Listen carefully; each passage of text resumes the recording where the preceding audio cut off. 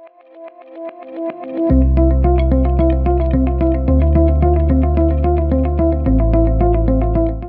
morning, everyone. This is Archbishop Richard Gagnon here, speaking to you on our Friday report in downtown Winnipeg at the Catholic Center.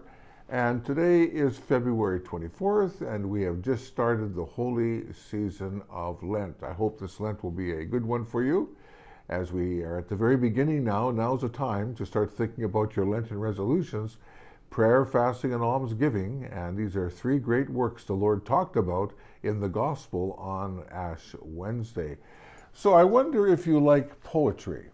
Well, I like poetry, and I have a little poem here about sermons or homilies, and it's by Edgar A. Guest, who was an American poet, British-born, but he became very popular. He wrote about everyday things. He was called the people's poet, and this is what it says. This is only one verse, not that long. It says this: "I'd rather see a sermon than hear one any day. I'd rather one should walk with me than merely tell the way. The eye's a better pupil and more willing than the ear. Fine counsel is confusing, but example's always clear. And the best of all the preachers are the men who live their creeds, for to see good put in action is what everybody needs." Well, it's a nice little poem, and the message is very, very simple. St. Francis of Assisi said something very similar when he said we must always preach the gospel, and sometimes we may have to use words. In other words, our actions really are what counts. Now, I mentioned this poem and the little teaching from St. Francis of Assisi because of the question of synodality. Yes, synodality. We have heard of that before, surely. And I have found that it's much easier to speak about synodality, to preach about synodality, than, of course, to do synodality. There are two very different things there. I think I mentioned before that I was part of a group of bishops, laity, and religious from Canada, and also a small group from the United States, bishops, religious, laity, who came together as a writing group. We were called to go to Orlando, which was very difficult in this cold winter season of Winnipeg, of course, but I just returned from there. And we spent a week in a retreat at a retreat house belonging to the Diocese of Orlando, Florida. San Pedro, it's called. And we entered a retreat time together, we prayed together, and we did a lot of discerning together. It was a very unique experience, I must tell you. And we looked at all of the discernment and feedback that came from North America in preparation for the Fall Synod in Rome 2023 on synodality. And we took that and also considered a document which was called a working document for the continental stage, which was distributed throughout the world. And our task was to take all of that material together and discern that, and to produce a document for Rome that would be used for the Synod in 2023 that would contribute towards that particular Synod this coming fall. The Holy Father asked that there'd be groupings of nations in the world that share something in common, that would come together, called continental assemblies. And we were grouped with United States because we have a lot in common with the United States, even though North America is a very complex place in terms of the church, in terms of society. Africa is another grouping, Europe's a grouping, Oceania is another grouping, the South Seas, the Middle East, Asia, and so on. And our task was simply to do precisely that. It was to go over all of this material and produce a document that would feed into the synod to be held this coming fall in October. We had a small team. The only two bishops were myself and Bishop Poisson, who is the president of the CCCB currently, but also members of the CCCB staff. There was a religious sister there from Quebec. There was a layperson from Vancouver who was very involved in synods in the past, and a professor of theology from Laval University. And in the United States, there was a larger group, because they're a larger conference than we are in Canada, and bishops from the East and from the West and from the South of the United States, plus members of the USCCB staff that were there as well, and certain experts. And we moved through this week together. It was very interesting how we kind of grew to understand more clearly the challenges faced in North America that the Synod is attempting to address by using the subject of synodality as a means of being church and of listening to one another, to be a more welcoming church, and to discern what the challenges are. Our task was to be very faithful to all of the feedback that came forward from the various virtual assemblies in North America and that document on the continental assemblies in the world. So we took that and we produced a draft that is almost finished now. It will be over the next few weeks and sent to Rome, be part of what is called a instrumentum laboris, or a working document for the Synod in October 2023. The question of synodality is an interesting one because, first of all, in North America, there's a great deal of variety. We have in our country, of course, not only French and English realities, which are very significant. We have the indigenous realities. And both countries, of course, deal with sociological challenges.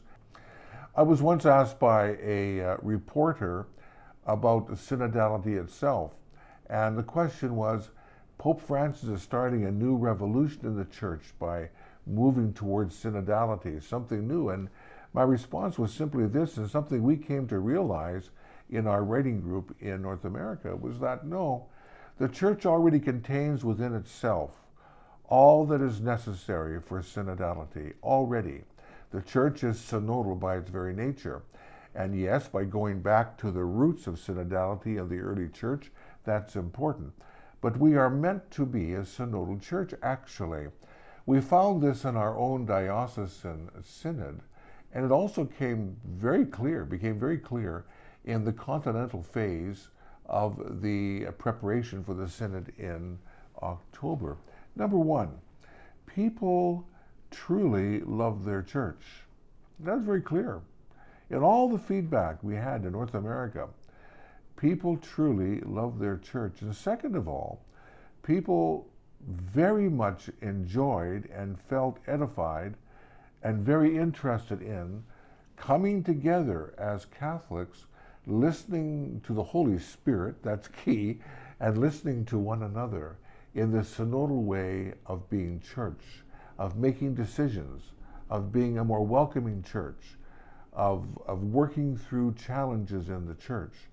It's something that is innate in our nature as baptized Christians.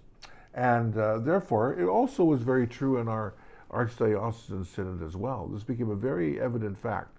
That's very clear. And then there are certain challenges that people listed.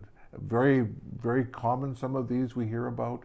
I'm not going to go through them all right now, but really these hot button issues today are present. And how do we deal with those? How do we deal with those challenges? Well, we do so by being a more synodal church. You see, you cannot be a synodal church without loving the church. All of this feedback that came to us through North America was because of a love of the church. So it's very, very clear. And of course, a desire for spirituality on which synodality is based. Our task was to remain faithful to all of the feedback that we got. And that was interesting, not to put ourselves there, but to remain faithful. We grew to understand together the challenges faced by North America. You see, not so much the teachings of the church or the doctrine of the church. That's not really the issue. People primarily had no problems with that. They wanted to be good Catholics. They want to be faithful to the church. The problem is with the communion. What is the communion? It is the communion of the baptized. That is where our challenges lay. What do we mean by that? The problem with the communion is that the way that we are church together, the way that we put, well, our sermon into action, our sermons into action, the teachings of the church into action, the way we go about our decision making, the way that we are a welcoming church, it is that process that is, we have all the information we need, all the teachings we need. It's a matter of making the effort to be a more synodal church. And that is what Pope Francis really wishes to, for us to work on and to discuss and to be the basis of that synod this coming fall.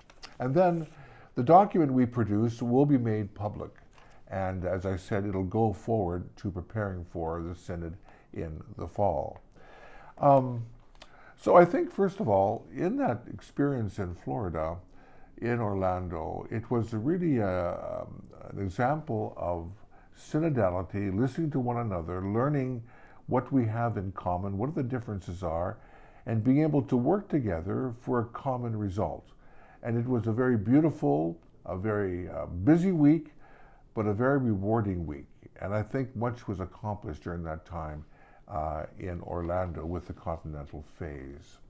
Now, having said all of this, and trying to instill a bit of enthusiasm on the part of all those listening to this Friday morning report, you know, I was able to make certain contributions to that process in Orlando because of our own experience. Because you remember, in our Archdiocesan Synod, one of the fruits from that synod was a surprise. It was synodality.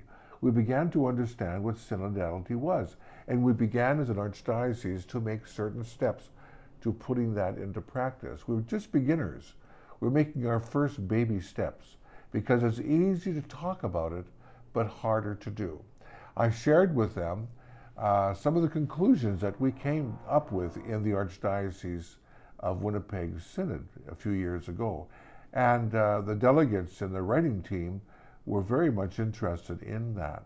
You know, I'm looking now at the document that came from our Archdiocesan Synod, Disciples on the Way. And on page 22, there's a section there on synodality. That was the last surprising fruit of our Archdiocesan Synod.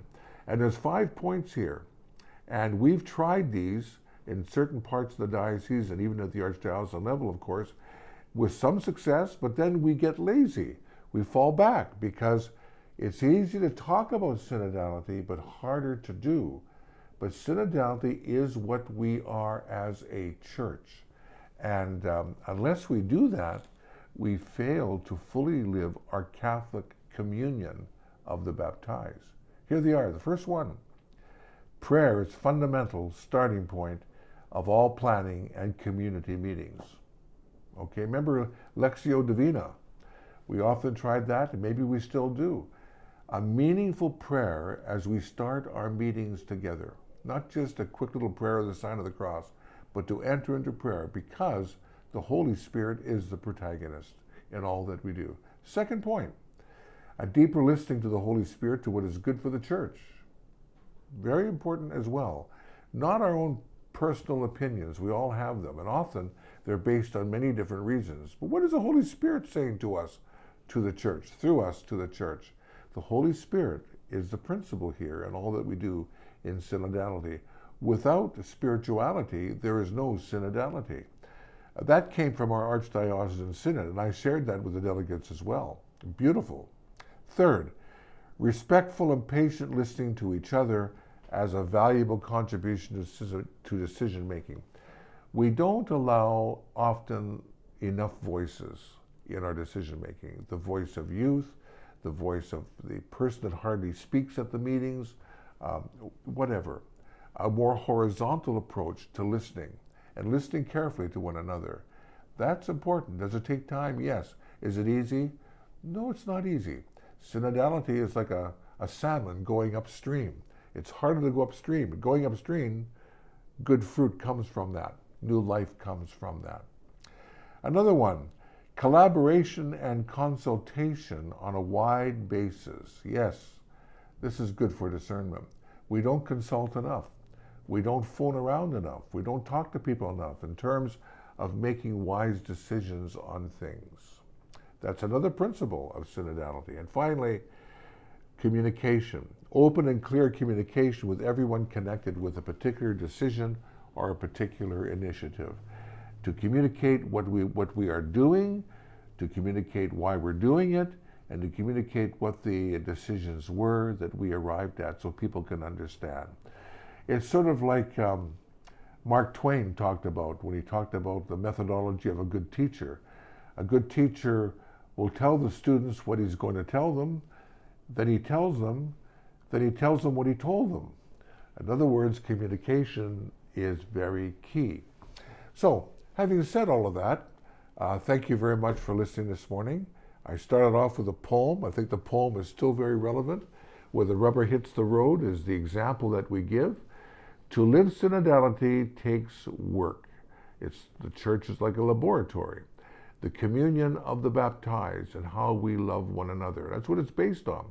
And that's the essence of our faith.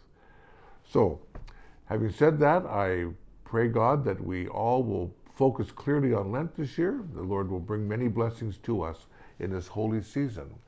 May the Lord be with you, and may Almighty God bless you, the Father, the Son, and the Holy Spirit. Amen.